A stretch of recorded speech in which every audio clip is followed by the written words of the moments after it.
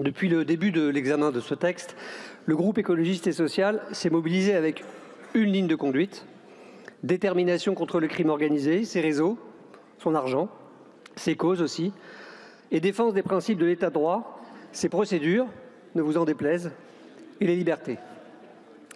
Se donner les moyens, ce n'est pas jouer les matadors, imiter la voix grave et menacer le moulin du narcotrafic tel Don Quichotte. Se donner les moyens, c'est d'abord en consacrer aux magistrats, trop peu nombreux. C'est mieux équiper nos services, d'enquête d'abord. C'est substituer aux opérations médiatiques place nette, répétées et éreintantes pour nos forces de sécurité, du temps pour l'enquête. Vous voulez mettre des coups de pied dans la fourmilière, nous préférons remonter et démanteler les filières. Alors on a essayé quand même de faire un bout de chemin législatif, car l'enjeu est plus grand que nos postures. Et nous avons dit oui à une meilleure coordination via la création d'un état-major et d'un parquet national spécialisé. Nous avons souhaité aussi cibler plus efficacement les têtes de réseau. De même, l'instauration d'un statut plus sécurisé pour les repentis, les coopérateurs de justice qui acceptent de briser la loi du silence, ou encore celui des infiltrés, aideront sans doute à élucider quelques affaires. Nous avons pour notre part réussi à convaincre les députés du maintien des magistrats qualifiés pour la justice des mineurs au sein du PNACO. Nous avons également permis l'intégration de la justice restaurative, qui reste un levier fondamental pour accompagner les victimes et prévenir la récidive des auteurs d'infractions. Contre le blanchiment et l'enrichissement des criminels, car c'est le sujet, la gauche et les écologistes ont obtenu le renforcement des obligations de vigilance et de formation accrue des professionnels concernés. Enfin, nous avons obtenu que la société bénéficie d'une meilleure redistribution de tous les types de biens mal acquis détenus par les trafiquants vers les collectivités locales, les structures d'intérêt général et même vers des projets à forte utilité sociale. Je passe, faute de temps, mais c'est tout à fait en phase avec le temps que vous y avez consacré, c'est-à-dire à peu près nul, sur votre impensé fautif concernant la consommation, la prévention, la réduction des risques, alors même que c'est un pilier de notre sujet. J'en viens maintenant à ce qui fâche. Messieurs les ministres, nous sommes de ceux que vous n'entraînerez jamais sur la pente contraire à nos principes de droit. Vous avez affaibli le contrôle de la détention provisoire, c'est-à-dire la prison sans jugement, en repoussant l'intervention du juge et en imposant des débats à distance, désincarnés, déshumanisés.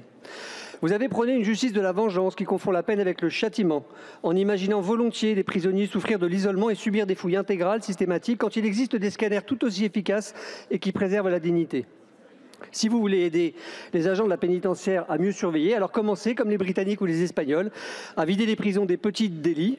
Et d'ailleurs, commençons par appliquer les améliorations prévues par le texte en termes de formation et de protection et augmenter leur salaire au passage, cela pourra aider. À vrai dire, vous tapez souvent à côté. À côté quand ce sont les mules que vous enfermez pendant 120 heures en garde à vue, presque autant que des terroristes. Mais croyez-vous une seule seconde qu'un tel acharnement à l'égard des petites mains va inquiéter les grands chefs du grand banditisme? À côté encore avec ce dossier coffre qui prévoit carrément de cacher les éléments de la procédure à la défense jusqu'à condamner une personne sur des éléments qu'elle n'aura jamais vus, jamais discutés. Cela n'est en aucun cas acceptable à nos yeux, pas plus que l'excès de pouvoir administratif au regard de l'autorité judiciaire en plusieurs domaines de la loi, nous vous l'avons rappelé.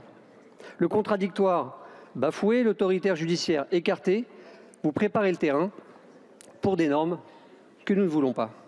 Évidemment, la fascination de notre époque pour la technopolis ne vous a pas épargné. Certes, nous avons su empêcher votre intention de pénétrer les conservations privées de messagerie et même de mettre en danger notre sécurité nationale numérique, excusez du peu. Mais vous avez, à l'aveugle, étendu de façon excessive et attentatoire aux libertés la surveillance algorithmique, pourtant limitée à la seule lutte contre le terrorisme et à l'ingérence étrangère. Il en va de même pour l'activation à distance des objets connectés, que le Conseil constitutionnel avait pourtant déjà invalidé. Et à ce sujet, je m'inquiète de cette dérive engagée depuis l'examen de la loi immigration 2023, où vous votez des dispositions manifestement anticonstitutionnelles en espérant que le Conseil constitutionnel fasse le tri après coup. C'est une façon de légiférer qui est un dévoiement médiocre de notre système politique. Ce n'est pas ainsi que doit fonctionner notre démocratie.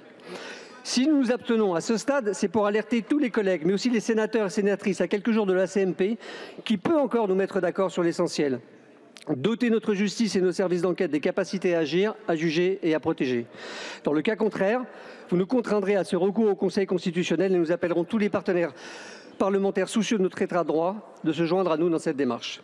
Et si vous voulez nous renvoyer à notre statut d'idéaliste, Retenez bien que nous prenons l'insulte comme une flatterie, et mieux, un signe de solidité au moment où vous et quelques-uns de vos députés ont brillé par leur absence et flanché face à la menace illibérale.